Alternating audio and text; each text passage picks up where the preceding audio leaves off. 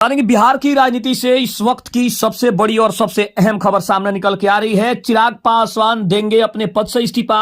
Baspa party के कौन से सांसद ने मांगा उनका इस्तीफा, इस पर चिराग पासवान की क्या प्रतिक्रिया रही।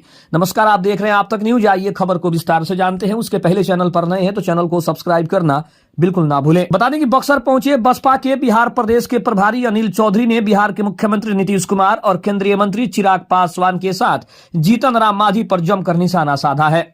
उन्होंने कहा है कि अपने आप को दलितों के हमदर्द कहने वाले नीतीश कुमार को हम बसपा की तरफ से सलाह देना चाहते हैं। उन्होंने कहा कि आप अमित शाह के साथ खड़े हैं और कैसा दलित प्रेम की बात करते हैं, ये समझ से परे है। दलितों के मसीहा, महिलाओं के भगवान, हम बहुजन समाज के भगवान पर कोई टिप्पणी करे और नीतीश कुमार आप सोते हुए उनके साथ अपनी सरकार चला रहे हैं, ये समझ से परे है। बसपा के नेता अनिल चौधरी ने कहा है कि चिराग पासवान और मांझी आगे सरकार में रहकर दलित भाइयों की लड़ाई नहीं लड़ सकते तो इस्तीफा दे देना चाहिए। पार्टी में रहकर अमित शाह के खिलाफ नहीं बोल सकते, बाहर आइए और बोलिए कि हमारे भगवान के खिलाफ टिक्का टिप्पणी किए हैं, इसलिए मैं इस्तीफा दे रहा हूं। लेकिन ये ताकत नहीं है, कुर्सी के लिए हम बहुजन समाज का कब तक अपमान कराते रहेंगे।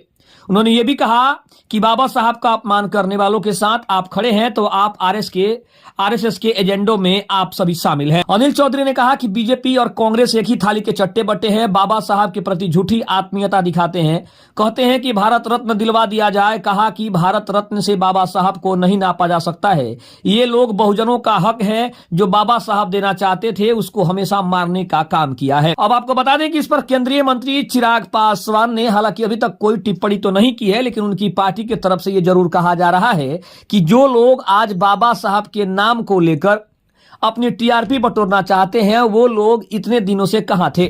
जब कांग्रेस का शासनकाल था उस समय बाबा साहब को सम्मान देने की बात क्यों नहीं उठी, कांग्रेस वालों ने बाबा साहब को सम्मान क्यों नहीं दिया, ये समझ से परे है। और आज अगर बीजेपी बाबा साहब के सम्मान में उनकी स्मृतियां लगा रही है, उनके पद चिन्हों पर चल रही है, उनके द्वारा समाज में किए कार्यों को बढ़ा रही है, तो आखिर इन लोगों को आंखों में मिर्ची क्यों लग रही है।